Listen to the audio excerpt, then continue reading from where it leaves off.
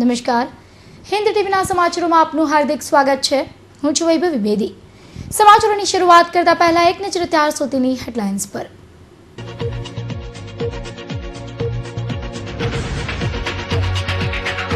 પલસાણાની Jio hybrid કંપનીના પાપે મૃતકોને ન્યાયની આશા, જિલ્લા પોલીસે હાથ ધરી કાર્યવાહી।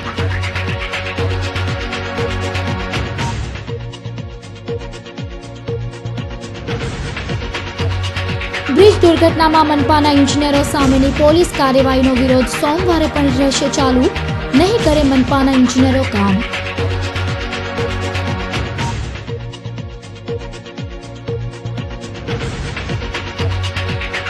મનપા ઇન્જિનિયર BK ગડિયાના પુત્રના ગેરકાયદે બાંધકામના સ્ટેનો સોમવારે આવશે નિર્ણય, સૌની નજર કોર્ટના નિર્ણય પર।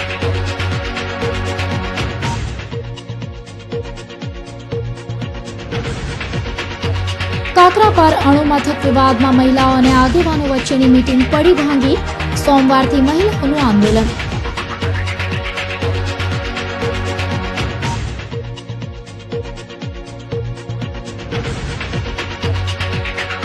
અને ટ્રેનમાંથી પડી ગયેલા યુવાનનો જીવ બચાવતા અંકલેશ્વર 108 એમ્બ્યુલન્સની EMT યુવતીને અપાયો પ્રથમ એવોર્ડ।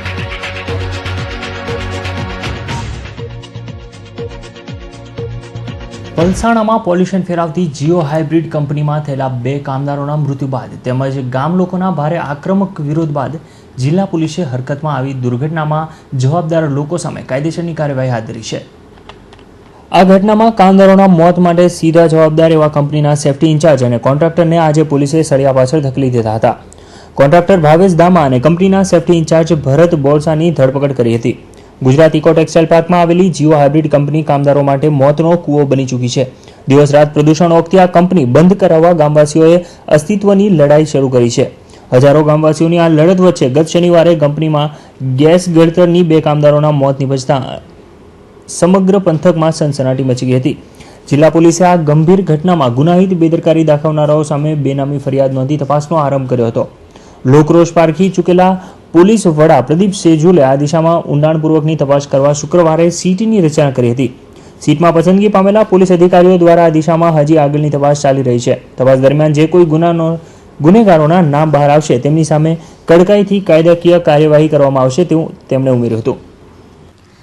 અઠવા લાઇન્સ બ્રિજ દુર્ઘટના બાદ પોલીસે મહાનગરપાલિકાના ઇન્જિનિયરો વિરુદ્ધ પણ ગુનો દાખલ કરી એક ઇન્જિનિયરની ધરપકડ કરી હતી। આ ધરપકડનો વિરોધ કરવા મહાનગરપાલિકાના ટેકનિકલ ઇન્જિનિયરો શનિવારે ધરણા પર બેઠા હતા। હવે આ અધિકારીઓ સોમવારે પણ પેન ડાઉન સ્થિતિમાં એટલે કે કામથી દૂર રહેવાના છે। સુરત મહાનગરપાલિકાના ટેકનિકલ ઇન્જિનિયરો પોતાના સાથી ઇન્જિનિયરની ધરપકડથી રોષે ભરાયા છે અને શનિવારે તમામ ઇન્જિનિયરોએ ભેગા થઈ મુગલીસરા ખાતેની મહાનગરપાલિકાની મુખ્ય કચેરી ખાતે ધરણા યોજી મનપા કમિશનરને આવેદનપત્ર આપ્યું હતું। પોલીસ કામગીરીથી નારાજ આ અધિકારીઓ સોમવારે પણ પેન ડાઉન સ્થિતિમાં રહેનારા છે, એટલે કે સોમવારે આ તમામ ઇન્જિનિયરો મહાનગરપાલિકાના પોતપોતાની ફરજ પર તો ચડશે પરંતુ કામકાજથી અળગા રહેશે। આ ઇન્જિનિયરોનો આરોપ છે કે સુરત શહેરને એવોર્ડ અપાવનાર ઇન્જિનિયરો વિરુદ્ધ પોલીસ આ પ્રકારની કામગીરી કેવી રીતે કરી શકે। જોવાનું એ રહે છે કે મનપા ઇન્જિનિયરો અને મનપા તેમજ પોલીસ તંત્ર વચ્ચેનો આ ગજગરા ક્યાં સુધી ચાલુ રહે છે। સુરત મહાનગરપાલિકાના બ્રિજ સેલના ઇન્જિનિયર BK ગડિયાના પુત્રના વિવાદિત બાંધકામના ડિમોલેશન અંગેના સ્ટેનો નિર્ણય સોમવારે આવનાર છે અને સુરત મહાનગરપાલિકા સહિત રાજકીય આગેવાનોની આના પર નજર છે।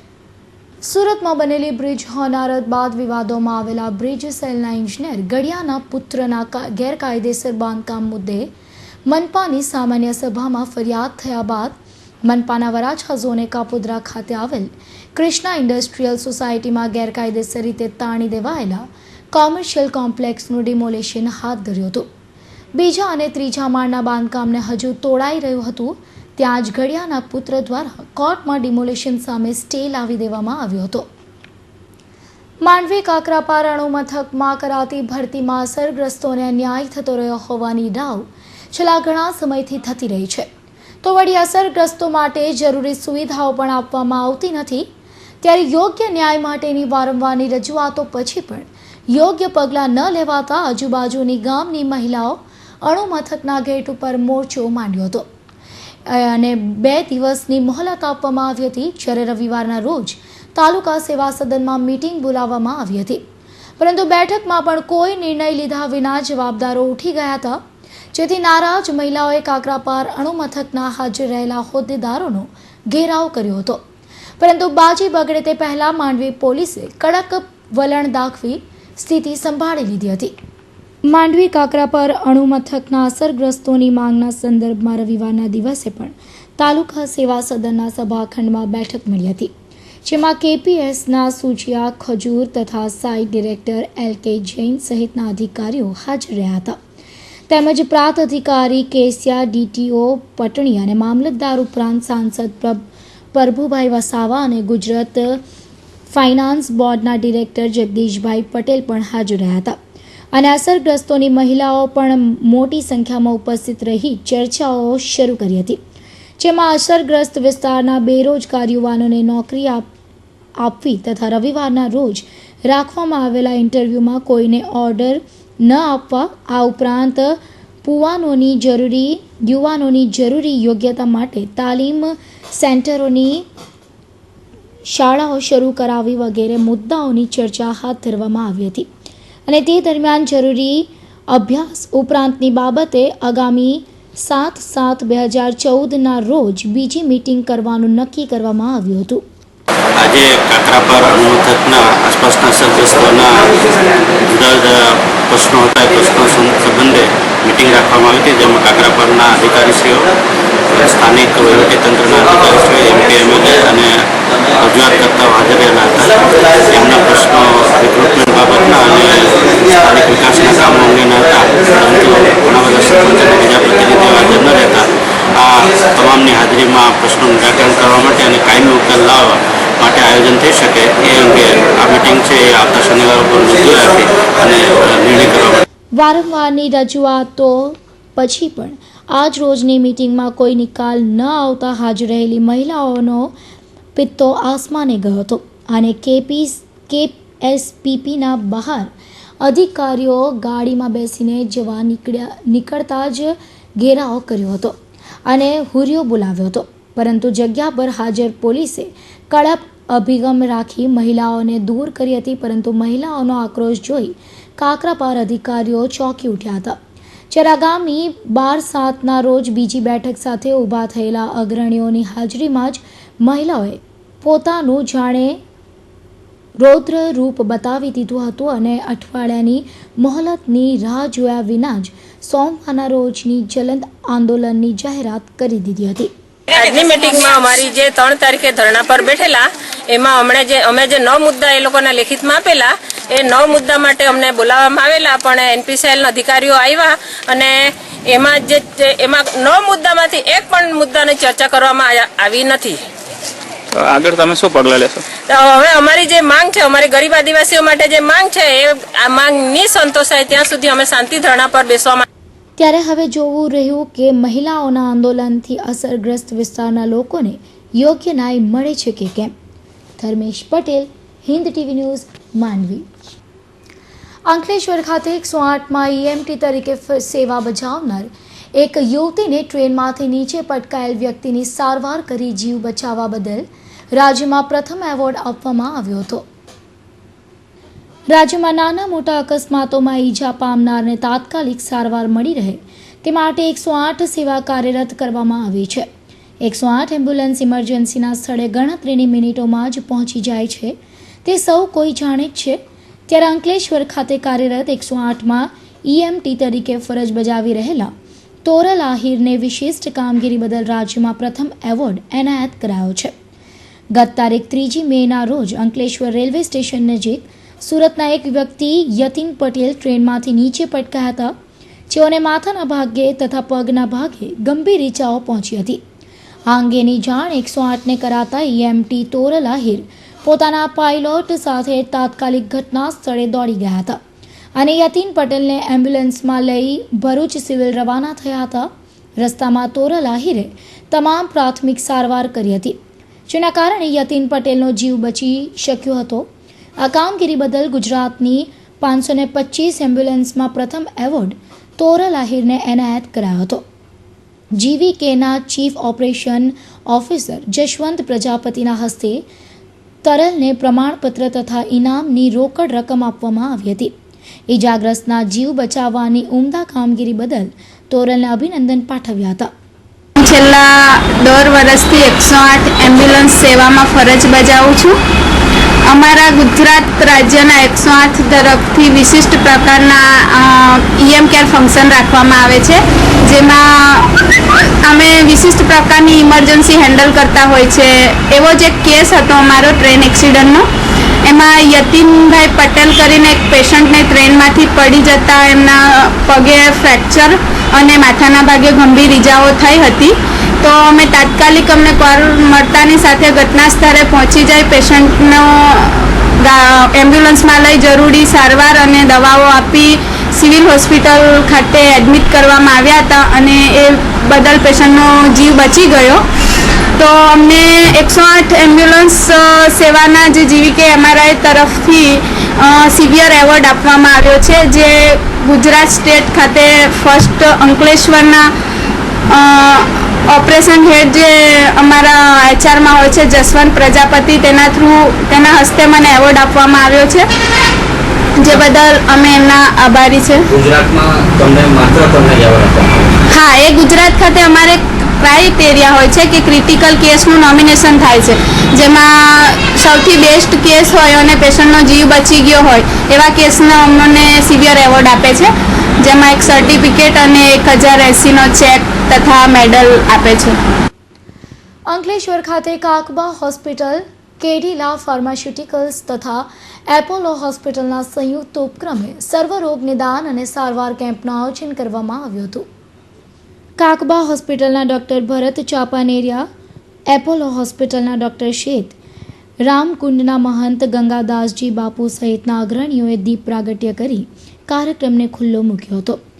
કાકબા હોસ્પિટલ છેલ્લા કેટલાય વર્ષોથી ભરૂચ, સુરત તેમજ નર્મદા જિલ્લાના દર્દીઓની સેવા કરી રહી છે, ત્યારે આજના આ મેગા મેડિકલ કેમ્પ તેઓની સેવાકીય પ્રવૃત્તિનું એક ઉત્તમ ઉદાહરણ સાબિત થયું હતું. અંકલેશ્વર સ્થિત રમણ મૂળજીની વાડી ખાતે અંકલેશ્વર, ભરૂચ તેમજ આસપાસના વિસ્તારના લોકો માટે નિઃશુલ્ક સર્વરોગ નિદાન અને સારવાર કેમ્પનું આયોજન કરવામાં આવ્યું. કોડીલા ફાર્માસ્યુટિકલ તથા ઓપેલો હોસ્પિટલ અમદાવાદના સહયોગથી યોજાયેલા આ કેમ્પમાં 3000થી વધુ દર્દીઓનું નિદાન કરવામાં આવ્યું હતું. કાચબા હોસ્પિટલના ડૉક્ટર ભરત ચાપાનેરિયા, અપેલો હોસ્પિટલના ડૉક્ટર શેઠ, રામકુંડના મહંત ગંગા સંચાલિત Kakaba hospital, Apollo hospital Ahmedabad,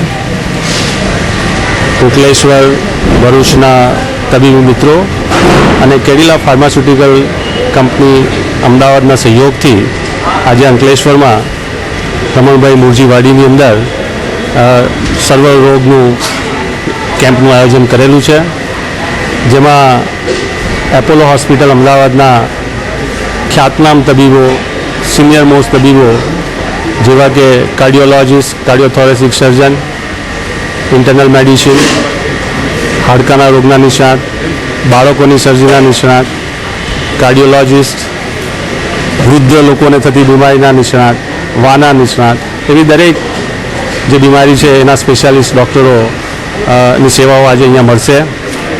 એ ઉપરાંત સુરતના ડૉક્ટરો, પ્લાસ્ટિક સર્જન, કિડનીના રોગોના નિષ્ણાત ડૉક્ટર રામ અને અંકલેશ્વરના જનરલ સર્જન, હાડકાના નિષ્ણાત, પેથોલોજીસ્ટ, આ બધાની સેવાઓ આજે અહીંયા મળશે. સુરતના માંગરોળ તાલુકા મથકે લાખો રૂપિયાના ખર્ચે સામૂહિક આરોગ્ય કેન્દ્ર અને તાલુકા આરોગ્ય કેન્દ્રની લોકાર્પણ વિધિ રાજ્યના આરોગ્ય મંત્રીના વરદ હસ્તે કરવામાં આવી હતી. આમ તો માંગરોળ ખાતે ટ્રાઇબલ બજેટ વર્ષ 2007 અને 2010માં 264 લાખના ખર્ચે આરોગ્ય કેન્દ્ર બનાવાયું હતું અને 67 લાખના ખર્ચે બ્લોક હેલ્થ ઓફિસ પણ નિર્માણ કરવામાં આવ્યું હતું, જેનું રાજ્ય આરોગ્ય મંત્રી નીતિન પટેલના વરદ હસ્તે આજે લોકાર્પણ કરાયું હતું, જેમાં વન પર્યાવરણ મંત્રી, આ વિસ્તારના સાંસદ, PSC સેન્ટર સ્ટાફ સહિત ઉપસ્થિત રહ્યા હતા. જો માનનીય નરેન્દ્રભાઈ વડાપ્રધાન બન્યા ત્યારથી જ ગુજરાતની 6 કરોડની જનતાને સંપૂર્ણ વિશ્વાસ છે કે અગાઉ કોંગ્રેસના યુપીએના શાસનમાં 10 વર્ષ સુધી ગુજરાતને ઘોર અન્યાય કરવામાં આવ્યો હતો. ગુજરાતની દરેક હકપાત્ર અને મળવાપાત્ર યોજનાઓને પણ વિલંબમાં નાખવાની, કેન્દ્ર સરકારમાંથી ઓછી ગ્રાન્ટો આપવાની અને ગુજરાતના કાયદેસરના નિયમ અનુસારના કામોને પણ કેન્દ્રની મંજૂરીમાં વિલંબ કરવાનો આ યુપીએ સરકારની એક પદ્ધતિ હતી. જ્યારથી માનનીય નરેન્દ્રભાઈ વડાપ્રધાન બન્યા ત્યારથી ગુજરાતને ન્યાય આપવાનું, ગુજરાતને લાભ આપવાનું શરૂ થઈ ચૂક્યું છે. આપણે જાણીએ છીએ કે નર્મદા યોજનાની ઊંચાઈ વધારવાનું કામ સમગ્ર રાજ્ય માટે, મહારાષ્ટ્ર માટે અને મધ્યપ્રદેશ અને રાજસ્થાન માટે પણ ખૂબ જરૂરી હતું. એવી ઊંચાઈ વધારવાનું કામની મંજૂરી જે કોંગ્રેસે 6 વર્ષ સુધી ફાઇલ દબાઈ રાખી હતી, રોકી રાખી હતી, એ નરેન્દ્રભાઈએ વડાપ્રધાન બન્યાના 16 દિવસની અંદર જ નર્મદાની ઊંચાઈ વધારવાની મંજૂરી આપી દીધી અને માનનીય મુખ્યમંત્રી આનંદીબેને એના કામનો શુભારંભ પણ કરી દીધો. માંગરોળ ખાતે બ્લોક હેલ્થ ઓફિસનું પણ લોકાર્પણ થતાં માંગરોળ, વાંકલ, વેલાચા, નાની નારોલી, કોસંબા, સિમોદરા, લવેત, કેવડી, વાડી, વડપાડા મળી કુલ 9 પ્રાથમિક આરોગ્ય કેન્દ્રનું સંચાલન માંગરોળથી કરવામાં આવશે. આરોગ્યલક્ષી સેવા ગરીબોને માટે આશીર્વાદરૂપ સાબિત થશે. નરેન્દ્રભાઈ મોદી આ સમગ્ર દેશની પ્રજાના જન સમર્થનથી વડાપ્રધાન બન્યા છે. એમણે નાનામાં નાના માણસને શું તકલીફ પડે છે એ અનુભવેલું છે. તો વર્ષોથી યુપીએ સરકાર ગુજરાત રાજ્યને જે અન્યાય કરતી હતી એ અન્યાય ધીરે ધીરે ગુજરાતને દૂર થઈ રહ્યો છે. એનો તાજેતરનો જ દાખલો નર્મદા બંધ પર દરવાજા મૂકાય છે. વર્ષોથી તમે સુરતમાં જાઓ તો ગન્નારામાં જે ટપકતું પાણી છે એ બંધ કરી શક્યા નથી. ગંગાધરાના ફાટક પર જે ઓવરબ્રિજ બનવો જોઈએ એની મંજૂરી નથી મળતી. ઘણા રેલવે સ્ટેશન આધુનિક થવા જોઈએ. અમદાવાદને પશ્ચિમ વિભાગનું વડું મથક બનાવવું જોઈએ. આવી વર્ષોથી ગુજરાતની જે લાગણી છે એ લાગણીને અવશ્ય આ બજેટમાં વાચા મળવાની છે. અને રેલવે એક એવું તંત્ર છે કે જેની પર સંપૂર્ણ અધિકાર કેન્દ્રનો હોય છે. અત્યાર સુધીની યુપીએ સરકારનો જે કંઈ ઉજળો દેખાવો છે એ રાજ્યના દેખાવો આધારિત તેમનો દેખાવ હતો. ત્યારે રેલવે માટે એમણે કંઈ કર્યું નથી. રેલવેને પણ ખોટમાં રાખીને એનો જે વિકાસ થવો જોઈએ એ નથી થયો. તે વિકાસ નરેન્દ્રભાઈ મોદી સારી રીતે આ દેશની પ્રજાને અર્પણ કરી શકશે. મૂળ ઉત્તર ભારત તરફના વિસ્તારોમાં વસતા અગ્રહરી એટલે કે વૈશ્ય સમાજના ગુજરાતમાં વસતા લોકોનું આજે સંમેલન શહેરના ખટોદરા વિસ્તારમાં યોજાઈ ગયું હતું, જેમાં ગુજરાત પ્રદેશની કાર્યકારિણી બોડીની જાહેરાત કરવામાં સાથે ગુજરાત સરકાર પાસે કેટલીક માંગણી કરવાનો નિર્ણય કરાયો હતો. શહેર તેમજ રાજ્યમાં દેશના અનેક પ્રદેશોમાંથી લોકો આવીને રોજીરોટી મેળવે છે. આમાં ઉત્તર ભારત તરફ વસતા અગ્રહરી એટલે કે વૈશ્ય સમાજનો પણ સમાવેશ થાય છે. રાજ્યના સુરત સહિત અનેક શહેરોમાં વસતા વૈશ્ય સમાજના લોકોનું એક સંમેલન રવિવારના રોજ ખટોદરા વિસ્તારમાં યોજાઈ ગયું હતું, જેમાં સમાજના અગ્રણીઓ દ્વારા ગુજરાત પ્રદેશના કાર્યકરો અને આગેવાનોની જાહેરાત કરવામાં આવી હતી. इन्होंने समाज के उत्थान के लिए अपना पूरा जीवन होम किया हुआ है. इनको आज गुजरात प्रदेश अग्रहरी वैश्य समाज का अध्यक्ष चुना गया है और इनके ऊपर यह जिम्मेदारी दी गई है कि दहेज विहीन शादियों को बढ़ावा दे, प्रतिभावान निर्धन छात्रों को पढ़ाई में सहयोग दे और जो पिछड़े वर्ग में अन्य प्रदेशों में मान्यता मिली हुई है सरकारी, उसको यहाँ भी गुजरात प्रदेश में भी लागू कराकर यहाँ रहने वाले 1.5 लाख अग्रहरियों के बच्चों के भविष्य का उज्जवल बनाने का प्रयास करें. ये आपका नाम जी अग्रहरी है सुरत. સામાન્ય રીતે ભારત એટલો મોટો દેશ છે કે એક પ્રદેશમાં જે જાતિનો સમાવેશ SC/STમાં થતો હોય છે તે જાતિનો સમાવેશ અન્ય પ્રદેશમાં સામાન્ય જાતિ તરીકે થતો હોય છે. જાતિની આ ગણતરીના અલગ અલગ માપદંડ ઘણી વખત મોટી ભૂમિકા ભજવી જતા હોય છે. આથી જ વૈશ્ય સમાજ દ્વારા પણ બિહારમાં જે રીતે તેઓની જાતિનો સમાવેશ થાય છે તે જ રીતે ગુજરાતમાં પણ થાય તેવી માંગણી કરવાનું નક્કી કરવામાં આવ્યું હતું. यहाँ प्रोग्राम हो रहा है, हमारे गुजरात प्रदेश का कार्यकारिणी का चुनाव हो रहा है। हमारे प्रदेश से सभी जगह से अहमदाबाद, बड़ौदा, सूरत, राजकोट, भावनगर, बड़ौदा, वापी, बिलीमोरा से सारे लोग आए हुए हैं। मेन लोग आए हुए हैं। वैसे मैं आपको बता दूं कि गुजरात में हमारे समाज की 1.5 लाख आबादी है, 1,50,000 समथिंग है। सारे सदस्य नहीं आए, जो हमारे समाज के वरिष्ठ लोग हैं सभी लोग यहाँ के योगदान दिए हैं। और हमारा यही है कि समाज को बढ़ावा मिले। हमारे समाज आज अति पिछड़ा है, जो ना तो आरक्षण में है, हम लोग सवर्ण में हैं, यहाँ जनरल कैटेगरी में आते हैं। और दूसरे प्रदेशों में, बिहार, झारखंड जैसे प्रदेशों में हम लोग को पिछड़ा वर्ग का दर्जा मिला हुआ है। तो हम यही आशा करते हैं कि यहाँ इकट्ठा हो और हम अपनी आवाज़ को बुलंद करें। माननीय हमारी मुख्यमंत्री जी को हम अवगत कराएं कि हमारी इतनी संख्या है, वो हमें अपना आशीर्वाद दें और हमें इस दर्जा को, पिछड़ा दर्जा मिले, इस चीज़ की हम कामना करते हैं, उनसे अनुरोध करेंगे। ઉલ્લેખનીય છે કે આ કાર્યક્રમમાં માત્ર સુરત જ નહીં પરંતુ દક્ષિણ ગુજરાત, મધ્ય ગુજરાત અને સૌરાષ્ટ્રમાં વસતા આ જાતિના અનેક લોકોએ ભાગ લઈ પોતાના વિચારો વ્યક્ત કર્યા હતા। શહેરના અમરોલી વિસ્તારમાંથી અમરોલી પોલીસે બાતમીના આધારે એક રિક્ષા ચોરને ઝડપી પાડી તેની પાસેથી ચોરેલી રિક્ષા જપ્ત કરી હોવાની માહિતી મળી રહી છે। અમરોલી પોલીસે રવિવારે સવારના સમયે બાતમીના આધારે એક રિક્ષા ચાલકની અટક કરી રિક્ષાની માલિકીના કાગળિયા માંગ્યા તો રિક્ષા ચાલક કોઈ જવાબ આપી શક્યો ન હતો। આ રિક્ષા ચાલકની કડકાઈથી પૂછપરછ કરતા તેણે રિક્ષા ચોરીની હોવાનું જણાવ્યું હતું। પોલીસની તપાસમાં આ રિક્ષા ચાલક પોતાનું ગુજરાન ચલાવવા માટે રિક્ષાની ચોરી કરી રિક્ષા ફેરવતો હોવાનું બહાર આવવા પામ્યું છે। ડીસીબી પોલીસે બાતમીના આધારે ઊન ગામમાંથી 7 જેટલા જુગારીઓને ઝડપી પાડ્યા હતા। પોલીસે આરોપીઓ પાસેથી 23,500 જેટલો મુદ્દામાલ પણ જપ્ત કર્યો છે। ડીસીબી પોલીસને બાતમી મળી હતી કે ઊન ગામમાં આવેલ ભીંડી બજાર ખાતે આવેલ સલીમનગરના પ્લોટ નંબર 66ના પહેલા માળે મહેબૂબ ખાન પઠાણ નામક ઈસમ જુગારની ક્લબ ચલાવી રહ્યો છે। પોલીસે જ્યારે અહીં દરોડા પાડ્યા તો 6 જેટલા ઈસમો અહીં જુગાર રમી રહ્યા હતા। પોલીસે અહીં રમતા 6 જુગારીઓ તેમજ જુગારની ક્લબ ચલાવનાર સહિત 7 વ્યક્તિઓની ધરપકડ કરી આ તમામ પાસેથી 23,500નો મુદ્દામાલ જપ્ત કરી કાયદેસરની કાર્યવાહી હાથ ધરી હતી। ઝઘડિયા તાલુકાના મુલદ ગામ ખાતે લાયસન્સ અને નાણાંની લેતી દેતી બાબતે એક વ્યક્તિએ એકનું ઢીમ ઢાળી દીધું હતું। ઝઘડિયા તાલુકાના મુલદ ગામ ખાતે રહેતા ગિરીશ પરમાર પોતાના ઘરની બહાર ખાટલામાં આરામ કરી રહ્યા હતા। આ દરમિયાન ગામમાં જ રહેતા માનાભાઈ વસાવાએ તેઓ પાસે આવી ઝઘડો કર્યો હતો। લાયસન્સ તથા પૈસાની લેવડ દેવડ બાબતે બંને વચ્ચે ઝઘડો થયો હતો, જેને ઉગ્ર સ્વરૂપ ધારણ કર્યું હતું અને ઉશ્કેરાયેલા મના વસાવાએ ગિરીશ પરમારના ગળે ધારિયાના ઘા ચીંકી દીધા હતા। ગિરીશ પરમારને ગંભીર હાલતમાં ભરૂચ સિવિલ હોસ્પિટલ ખાતે ખસેડવામાં આવ્યા હતા, પરંતુ ત્યાં તેઓનું ટૂંકી સારવાર બાદ મોત નીપજ્યું હતું। બનાવની જાણ થતાં જ ઝઘડિયા પોલીસ મથકના પોલીસ ઇન્સ્પેક્ટર તથા તેઓનો સ્ટાફ સિવિલ હોસ્પિટલ દોડી આવ્યો હતો અને ફરિયાદ લઈ આરોપી માના વસાવાની ધરપકડ કરવાના ચક્રો ગતિમાન કર્યા હતા।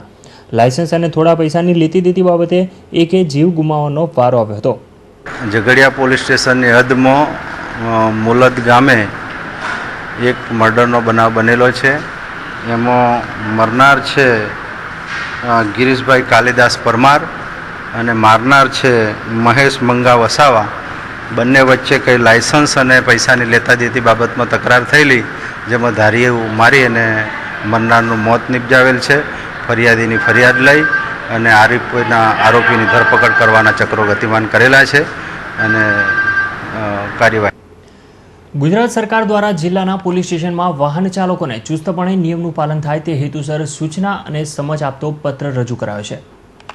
કેટલાક સમયથી મુખ્ય માર્ગ પર 2 વ્હીલ તથા 4 વ્હીલ તેમજ ભારે વાહનો માટે કેટલાક કડક કાયદાઓ અમલમાં મૂકવામાં આવ્યા છે, છતાં પણ આજે કેટલા વાહન ચાલકો તેનો અમલ કરતા નથી અને હવે માર્ગ ઉપર વાહનોનું ભારણ વધતા તેમજ વાહન ચાલકો ગતિ મર્યાદા કે બેફામ વાહનો હંકારતા કેટલાક વાહન ચાલકોએ પોતાના જીવ ગુમાવવાનો વારો આવ્યો છે। જે 2 વ્હીલના વાહન ચાલકો હેલ્મેટ તથા 4 વ્હીલના વાહન ચાલકો માટે સીટ બેલ્ટનો ઉપયોગ કરે છે એ જરૂરી છે, પરંતુ લોકો આવા નિયમોનું પાલન કરતા નથી તેવા કિસ્સાઓ જોવા મળે છે। ઉપરોક્ત કાયદા કડક રીતે અમલ કરવા કે કરાવવા ગૃહ વિભાગ ગુજરાત સરકાર ગાંધીનગર કચેરી દ્વારા પરિપત્ર બહાર પાડ્યો છે, જેમાં આગામી દિવસોમાં કડકપણે અમલીકરણ ફરજિયાત બને તેવું દરેક જિલ્લાના પોલીસ સ્ટેશનમાં સુરત જિલ્લાના પોલીસ વડા પ્રદીપ સેજુલ દ્વારા આ કાયદાના અમલ ચુસ્તપણે કરવા તેમજ તેની તાકીદ કરવામાં આવી છે, જેના સંદર્ભે ઓલપાડ પોલીસ પણ આ પરિપત્રને ધ્યાનમાં રાખીને કડકપણે અમલીકરણ કરશે તેવું ઓલપાડના નવનિયુક્ત પીઆઈ મોહન રાઠોડે જણાવ્યું હતું। ઓરપાડ પોલીસ સ્ટેશન તરફથી જાહેર જનતાને સૂચન કરવામાં આવે છે કે પોલીસ પ્રજાનો મિત્ર છે અને પ્રજાનું રક્ષણ કરવું એ અમારું કર્તવ્ય છે અને પોલીસના વ્યવહારમાં પ્રજાએ સાથ સહકાર આપવો. જો તમે 2 વ્હીલ ચલાવતા હોવ તો હેલ્મેટ પહેરવું જરૂરી છે અને 4 વ્હીલ ચલાવતા હોય તો ચાલકે તથા સહ પ્રવાસીએ સીટ બેલ્ટ પહેરવો ઘણો જ જરૂરી છે. આ નિયમનું પાલન કરનાર ઘણા કિસ્સાઓમાં ઘણાના જીવો બચી ગયેલ છે. જેથી આપના જીવનના રક્ષણ માટે હેલ્મેટ સીલ અવશ્ય ઉપયોગ કરી પોલીસને સહકાર આપવા વિનંતી છે. તાપી જન્મદિન નિમિત્તે સુરત મહાનગરપાલિકા દ્વારા સાંજના સમયે વરાછા રોડ પર એક ડાયરાનું આયોજન કરવામાં આવ્યું હતું, જેમાં મોટી સંખ્યામાં લોકો ઉપસ્થિત રહ્યા હતા. સુરત શહેરમાં વહેતી સૂર્યપુત્રી તાપી માતાનો તારીખ 4/7/14ના રોજ શુક્રવારના દિને જન્મદિન હોવાથી સુરત મહાનગરપાલિકા દ્વારા તાપી મૈયાની ભક્તિમાં વરાછા ખાતે આવેલ સરદાર સ્મૃતિ ભવનમાં ડાયરાનું આયોજન કરવામાં આવ્યું હતું. શહેરના પ્રથમ નાગરિક એવા મેયર શ્રી નિરંજન જાજમેરા અને અન્ય પદાધિકારીઓએ દીપ પ્રાગટ્ય કરી આ ડાયરાની શરૂઆત કરી હતી. આ ડાયરો શ્રી ઓસ્માન મીર અને ગાયક વૃંદ દ્વારા રજૂ કરવામાં આવ્યો હતો, જેમાં મોટી સંખ્યામાં લોકોએ ઉપસ્થિત રહી કાર્યક્રમને સફળ બનાવ્યો હતો.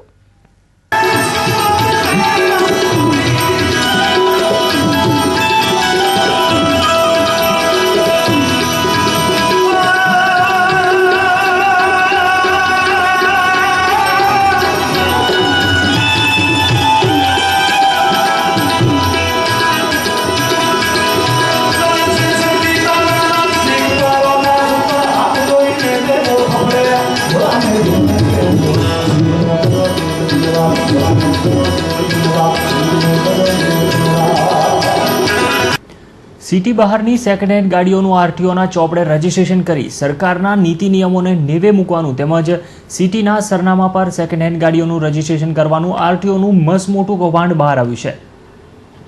સરકારે પર્યાવરણની જાળવણી માટે બનાવેલા નીતિ નિયમો ગીરવે મૂકી સિટી બહારની સેકન્ડ હેન્ડ ગાડીઓને આરટીઓના ચોપડે રજીસ્ટ્રેશન કરી આપવાનું મસમોટું કૌભાંડ બહાર આવ્યું છે.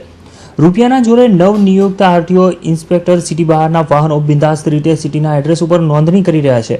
આરટીઓમાં પેંધા પડેલા અને આરટીઓની બહાર હાટડી નાખીને પડ્યા પાથર્યા રહેતા ટાઉટોના પૈસા ચૂકો એટલે આઉટ સિટીના યુરો 2 અને યુરો 3 વાહનોને સહેલાઈથી આરટીઓના ચોપડે રજીસ્ટ્રેશન થઈ જાય છે. ઇન્સ્પેક્ટરોએ નિયુક્ત કરેલા ફોલ્ડરિયાઓ નક્કી કરેલા ભાવ વસૂલ કરીને ફોર્મની પાછળ કે ઉપરની સાઈડે સહી કે અન્ય ટીક માર્ક કરી પૈસા વસૂલાઈ ગયા હોવાનું ઇશારામાં ઇન્સ્પેક્ટરોને જાણ કરી દે છે. આવી સહી જોઈને આરટીઓ ઇન્સ્પેક્ટરો કાંઈ પણ ચેક કર્યા વિના આંખ બંધ કરીને ફોર્મ પર સહી કરી સિટી બહારના વાહનો સિટીના એડ્રેસ પર ટ્રાન્સફર કરી આરટીઓના ચોપડે નોંધણી કરી દેવામાં આવી રહ્યા છે. આરટીઓમાં સિંગલ વિન્ડો સિસ્ટમ શરૂ કરવાની સાથે જ ટાઉટ પ્રથા બંધ થઈ જવાની બળાસ હાંકતા એવા આરટીઓ અધિકારી બાબુ પ્રજાપતિના નાક નીચે સેકન્ડ હેન્ડ ગાડીઓના સિટીના એડ્રેસ પર રજીસ્ટ્રેશન કરવાનું સુઆયોજિત કૌભાંડ આચરવામાં આવી રહ્યું છે. નવનિયુક્ત આરટીઓ ઇન્સ્પેક્ટર આરબી લોઘાએ ફોલ્ડરિયા જીતુ અને શૈલેષ સાથે મળી પર્યાવરણના નિયમોને એસી કી તૈસી કરી સિટી બહારના સેકન્ડ હેન્ડ વાહનો સિટીના એડ્રેસ પર રજીસ્ટ્રેશન કરવાનું મસમોટું કૌભાંડ આચર્યું હોવાની ફરિયાદ ઉઠી છે. સરકારે પર્યાવરણને ધ્યાનમાં રાખીને ઓક્ટોબર 2010માં જાહેરનામું પ્રસિદ્ધ કર્યું હતું, જેમાં જણાવ્યું હતું કે 2 અને 3 વ્હીલમાં યુરો 3 અને 4 વ્હીલમાં યુરો 4 ગ્રેડના હશે તેવા વાહનો જ સિટીમાં રજીસ્ટ્રેશન થશે. તે સિવાયના વાહનો સિટીમાં રજીસ્ટ્રેશન થઈ શકશે નહીં. આ દરમિયાન હાલમાં જ સુરત આરટીઓમાં નિયુક્ત થયેલા ઇન્સ્પેક્ટરો સરકારના પરિપત્રને ઘોળીને પી ગયા છે. એટલું જ નહીં પણ ફોલ્ડરિયાઓ સાથે મળી આવા પ્રતિબંધિત વાહનોને પૈસાના જોરે બેફામ રીતે આરટીઓના ચોપડે રજીસ્ટ્રેશન પણ કરાવી રહ્યા છે. સમાચાર સમાપ્ત કરતા પહેલા ફરી એક નજર અત્યાર સુધીની હેડલાઇન્સ પર.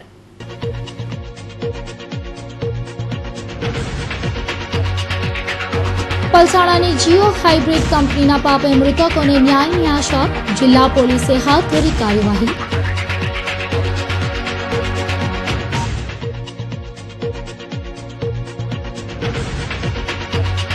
બ્રિજ દુર્ઘટનામાં મનપાના ઇન્જિનિયરો સામેની પોલીસ કાર્યવાહીનો વિરોધ સોમવારે પણ રહેશે ચાલુ, નહીં કરે મનપાના ઇન્જિનિયરો કામ.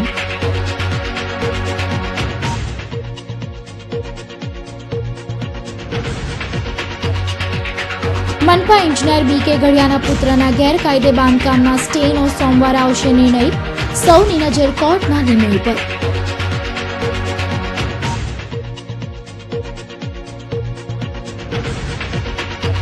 કાકરાપાર અણુ મથક વિવાદમાં મહિલાઓ અને આગેવાનો વચ્ચેની મીટિંગ પડી ભાંગી. સોમવારથી મહિલાઓનું આંદોલન.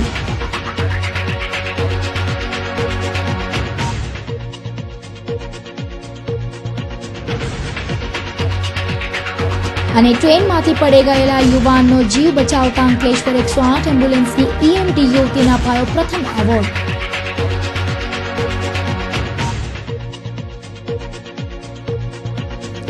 તો આ સાથે સમાચાર સમાપ્ત થયા. ફરી મળીશું નવી ખબરો સાથે. ત્યાં સુધી આપશો. જય હિન્દ.